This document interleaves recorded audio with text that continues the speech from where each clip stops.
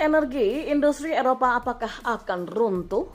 Ya, krisis energi di Eropa kini mulai mengancam keberlangsungan sektor industri. Menjelang musim dingin yang semakin dekat, para pelaku industri pun mencari berbagai solusi untuk bertahan di situasi yang sulit. Seperti diketahui pasca perang Rusia-Ukraina, harga energi di Eropa telah meningkat 4 kali lipat pada tahun ini. Krisis ini terjadi karena Rusia telah memangkas aliran gas alam Eropa yang semula melimpah dan digunakan untuk menggerakkan denyut ekonomi Eropa mulai dari pabrik, pembangkit listrik, dan menjaga rumah tetap hangat selama musim dingin. Rusia memasok sekitar 40% gas alam Eropa sebelum perang. Porsi tersebut telah turun menjadi sekitar 15% saja saat ini dan menyebabkan harga meroket dan membebani industri padat energi. Melansir Financial Times, harga energi acuan Eropa bahkan lebih mahal jika dibandingkan dengan harga energi acuan Amerika Serikat, Henry Hub. Harga energi di Eropa pun bergerak sangat volatil ketimbang harga energi di Amerika Serikat. Hal tersebut menyiratkan bahwa negara-negara Eropa lebih bergantung akan energi Rusia.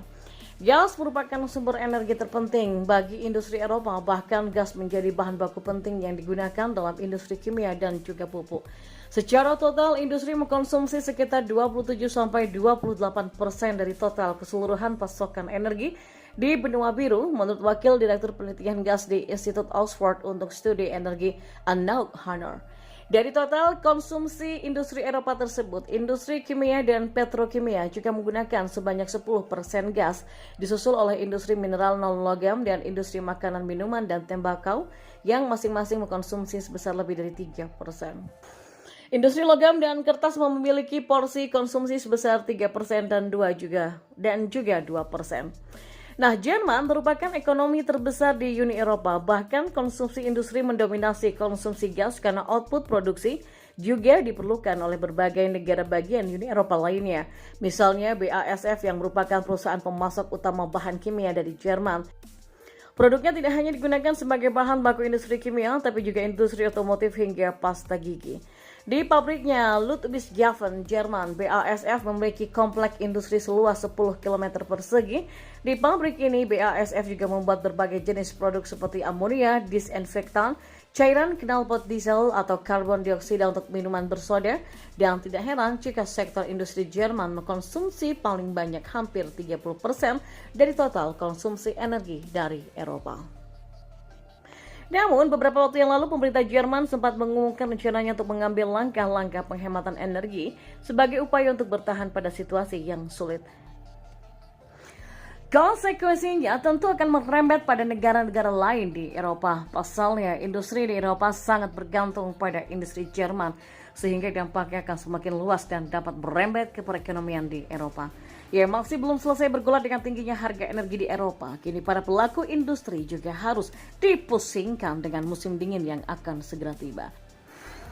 Ketika musim dingin tiba, tentu saja konsumsi akan listrik akan bertambah seiring dengan penggunaan alat pemanas. Bahkan Kepala European Roundtable for Industry Charles Michel menyerukan bahwa perusahaan sebaiknya segera membatasi konsumsi energi karena berpotensi berdampak buruk pada bisnis. Melonjaknya harga energi saat ini memicu penurunan yang mengkhawatirkan dalam daya saing konsumen energi industri Eropa. Kata meja bundar Eropa untuk industri dalam sebuah surat kepada Ursula von der Leyen selaku Presiden Komisi Eropa dan juga Charles Michel kepada European Roundtable for Industry. Lonceng alarm pun berdering di antara para politisi Eropa.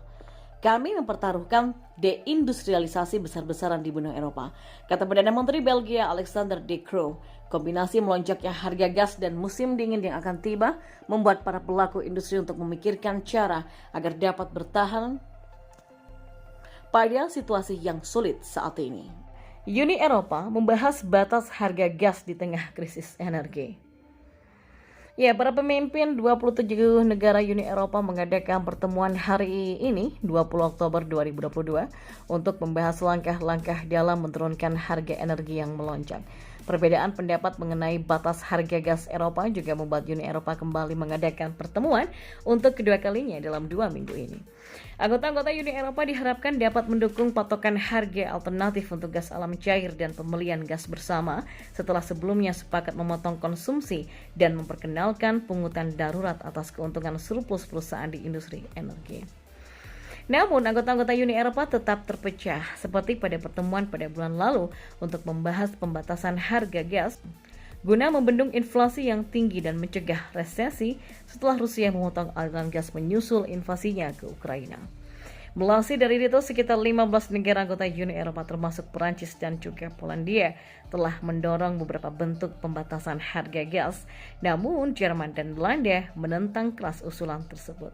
Jerman merupakan pembeli gas dan ekonomi terbesar di Eropa, sementara Belanda merupakan pusat perdagangan gas utama Eropa. Uni Eropa juga dilaporkan akan membahas pengeluaran darurat untuk mengurangi dampak krisis energi akut terhadap ekonomi mereka dan 450 juta penduduknya. Ketidaksepakatan lain di antara anggota-anggota Uni Eropa adalah apakah akan memberikan bantuan lewat subsidi langsung kepada rumah tangga dan bisnis atau berinvestasi dalam energi hijau yang akan membuat blok tersebut lebih tangguh di masa depan.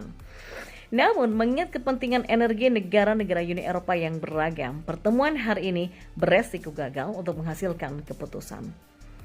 Para menteri energi anggota-anggota Uni Eropa akan kembali mengadakan pertemuan pada minggu depan, namun diplomat senior Uni Eropa lain yang mengatakan mereka memperkirakan keputusan yang lebih rinci untuk mengenai kebijakan energi tidak akan dihasilkan sebelum November.